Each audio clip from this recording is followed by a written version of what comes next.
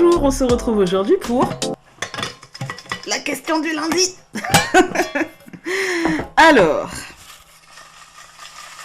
on remue, on secoue. Hop, c'est parti. En ce lundi, on en a une très grosse.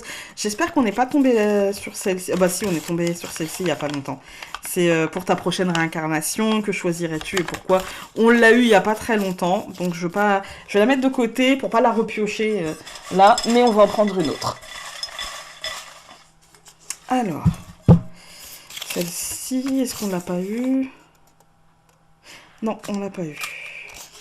Alors, enfin, je l'ai eu, mais il y a assez longtemps, en fait. Assez longtemps.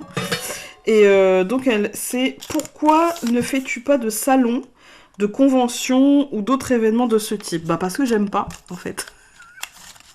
Non, mais parce qu'en fait, chacun travaille à sa manière et que moi, je suis assez solitaire comme personne, en fait. Hein.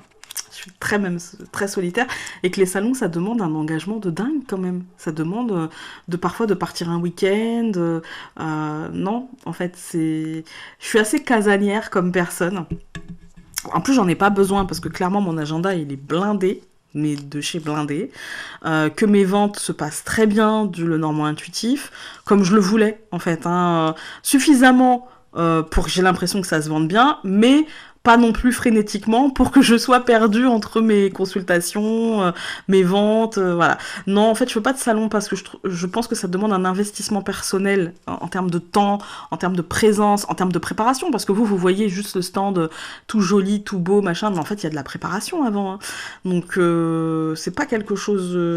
Et puis, l'ambiance aussi du salon. C'est pas quelque chose rester assise, à sourire, même si, par exemple, ce jour-là, on n'a pas envie de sourire, ou etc.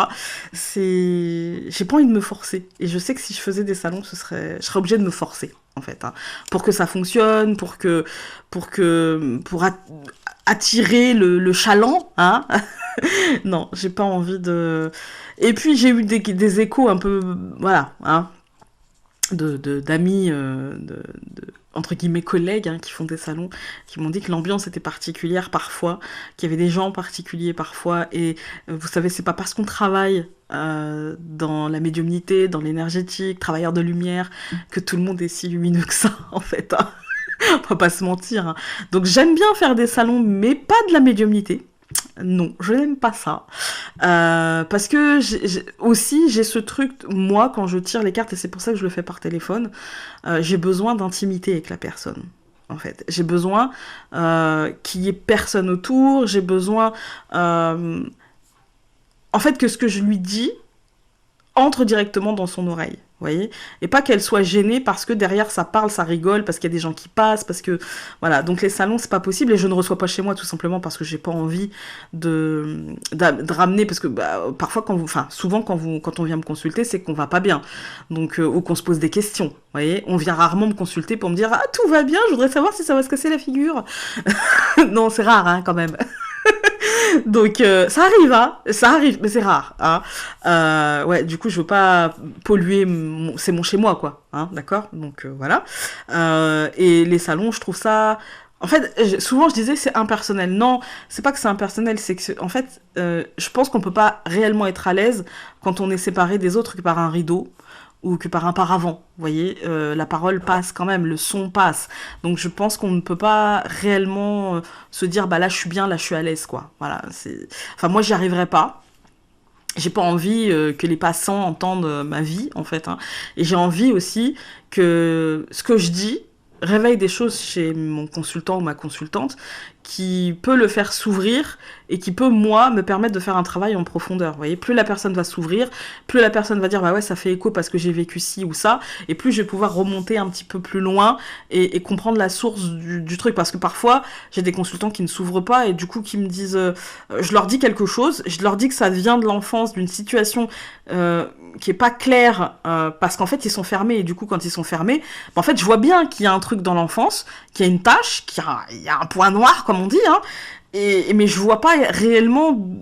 Souvent, en fait, je vois que ça vient d'un parent, plutôt masculin, mais si la mère avait une énergie plutôt masculine, bah voilà, du coup plus la personne va s'ouvrir et plus je vais réussir à voir. Alors quand je dis s'ouvrir, c'est pas plus la personne va me raconter toute sa vie, j'ai pas besoin de savoir toute la vie, mais j'ai juste besoin d'un peu plus d'ouverture. Et quand la personne est ouverte, quand la personne est détendue, quand la personne ne met pas de barrière, là j'arrive à aller un peu plus loin. Sinon je vais rester en surface, c'est-à-dire je vais voir que ça vient de l'enfance, ok, mais si elle ne s'ouvre pas, bah, je pourrais pas lui dire, bah, tu sais, peut-être que tu devrais travailler si ou cette période-là de l'enfance, plutôt l'adolescence, plutôt la petite enfance, je vais pas pouvoir réussir, l'informer correctement et peut-être la diriger vers le bon professionnel pour essayer de la débloquer, et du coup ça c'est dommage. Voilà, ça c'est dommage. Alors, la plupart du temps, j'essaye quand même de faire un travail en profondeur, de prise de conscience, mais c'est pas miraculeux.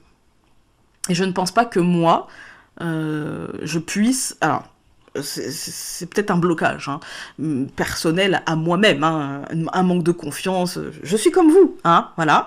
Mais je ne pense pas que je puisse faire le travail toute seule. Je ne pense pas que moi toute seule, avec ma lumière, je puisse nettoyer en profondeur des blessures qui datent de 10, 15, 20 ans. Non, je pense que c'est un travail de fond, que c'est un travail en profondeur, que vous devez en être l'artisan et que vous pouvez vous faire aider de gens dont c'est le métier et qui ne font pas le travail que je fais, mais par exemple un kinésio.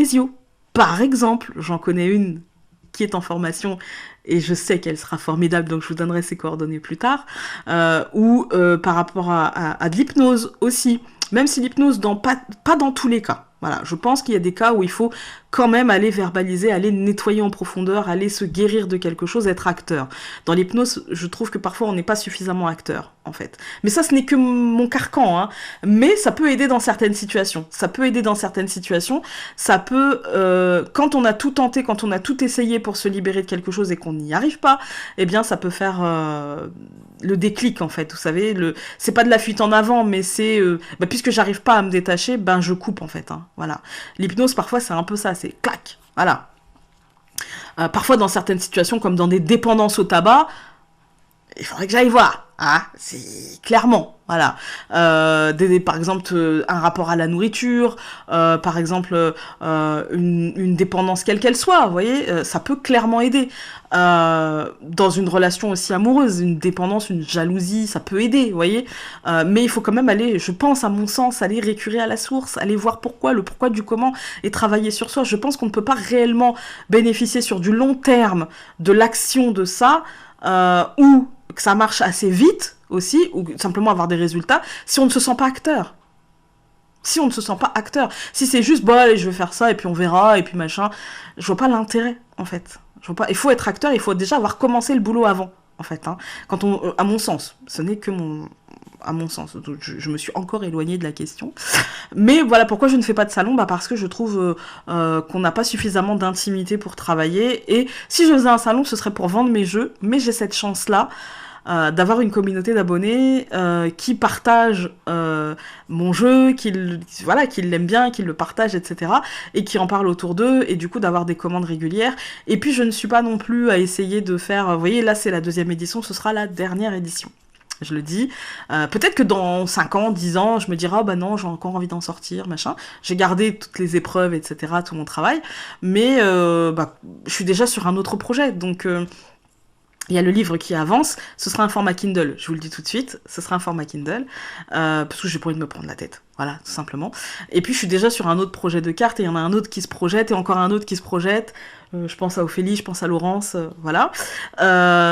Et du coup, voilà, il y a plein de projets à venir, mais moi je prends mon temps, parce que j'ai besoin vraiment de ce temps-là. Voilà, j'ai besoin de ce temps-là, et j'ai pas envie de... À la limite, si je voulais vendre mon jeu d'une manière un peu plus...